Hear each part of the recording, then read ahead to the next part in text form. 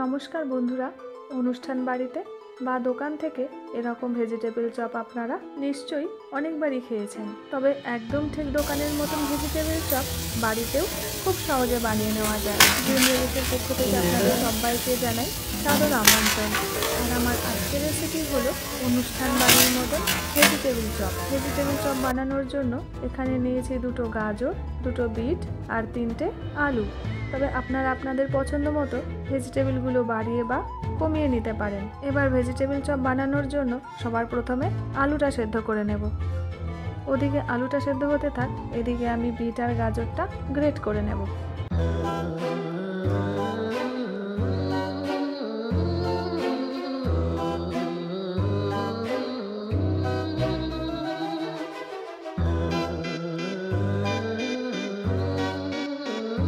ব্যাস, বিট আর গাজর দুটোই গ্রেট করা হয়ে গেছে। এবার এই ভেজিটেবল চপটা বানানোর জন্য চলুন একটা ভাজা মশলা বানিয়ে নিই। আর ভাজা মশলাটা বানানোর জন্য কড়াইতে প্রথমেই দিয়ে দিচ্ছি 1 চামচ গোটা ধনে, 1 চামচ গোটা জিরে, 1 চামচ গোটা গোলমরিচ, 3টে এলাচ আর 2টো দারচিনি। এবারে সমস্ত মশলা গ্যাসের ফ্লেমটা একদম লোতে রেখে ভালো করে ভেজে নেব। আর মশলাটা যখন ঠিক এইভাবে ভাজা হয়ে যাবে মশলাটা তুলে নেব।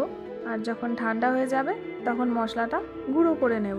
এদিকে একটা বাটির মধ্যে নিয়েছি কিছুটা বাদাম। এবারে এই বাদামটা খুব ভালো করে ভেজে নেব। আর বাদামটা ভাজা হয়ে গেলে একটা পাত্রের মধ্যে তুলে রাখছি। এবার বাদাম ভাজা তেলের মধ্যে প্রথমেই দিয়ে দিচ্ছি 1 চামচ 5 ফোড়ন।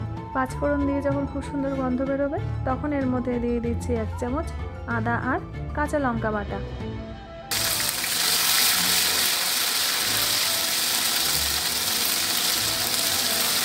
আদা আর কাঁচা লঙ্কা দিয়ে খুব ভালো করে ভেজে এবার এর মধ্যে দিয়ে দিচ্ছি 1 চামচ হলুদ গুঁড়ো।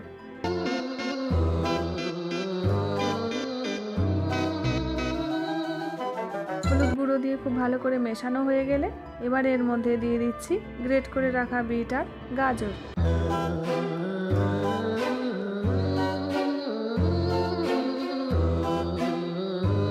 যখন দেখবেন গাজর আর বিটটা খুব ভালো করে কুক হয়ে গেছে তখন যে আলুটা সেদ্ধ করে রেখেছিলাম এবারে সেই আলুটাও গ্রেট করে দিয়ে দিচ্ছি।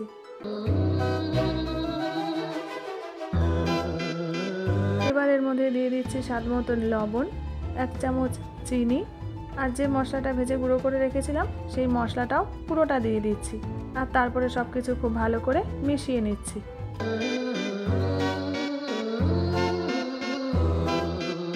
আর যখন দেখবেন সব কিছু খুব ভালো করে মেশানো হয়ে গেছে তখন এর মধ্যে বাইন্ডিংয়ের জন্য দিয়ে দিচ্ছি 4 থেকে 5 চামচ ব্রেড ক্রাম্বস আর দিয়ে দিচ্ছি ধনে পাতা কুচি। এবারে আরও একবার সব কিছু খুব ভালো করে মিশিয়ে নেব।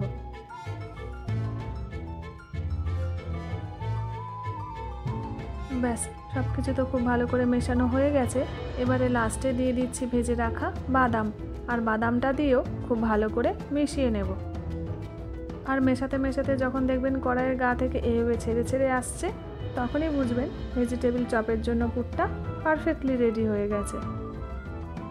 এবার এই পুরটা নামিয়ে রাখছি একটা পাত্রের মধ্যে আর ওয়েট করব যতক্ষণ না পুরটা ঠান্ডা হয়ে যায়। ওদিকে পুরটা ঠান্ডা হতে থাক, এদিকে চপটা ভেজে নেওয়ার জন্য নিয়েছি কিছুটা ব্রেড ক্রাম্বস আর 2টো বাটিতে ময়দা। এবার একটা বাটির ময়দার মধ্যে জল দিয়ে গুলিয়ে ময়দার একটা গোলা বানিয়ে নেব। যেহেতু আমি ভেজিটেবল চপটা সম্পূর্ণ নিরামিষ বানাচ্ছি সেই জন্য এখানে ময়দার গোলাটা বানিয়ে নিচ্ছি। তবে এখানে আপনারা ময়দার পরিবর্তে ডিমের গোলাও বানিয়ে নিতে পারেন। ভেজিটেবল চপের জন্য পুরটা একদম ঠান্ডা হয়ে গেছে। এবার এখান থেকে কিছুটা করে নিয়ে এইভাবে চপের আকারে গড়ে নেব।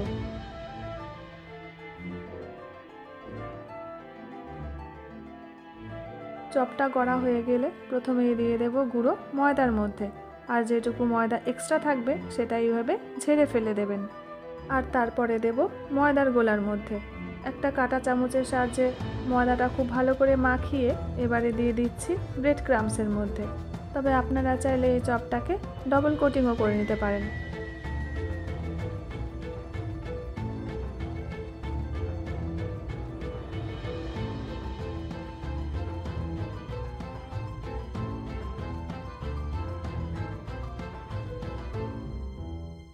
এইভাবে একটা একটা করে আমি সবকটা চপই বানিয়ে নেব।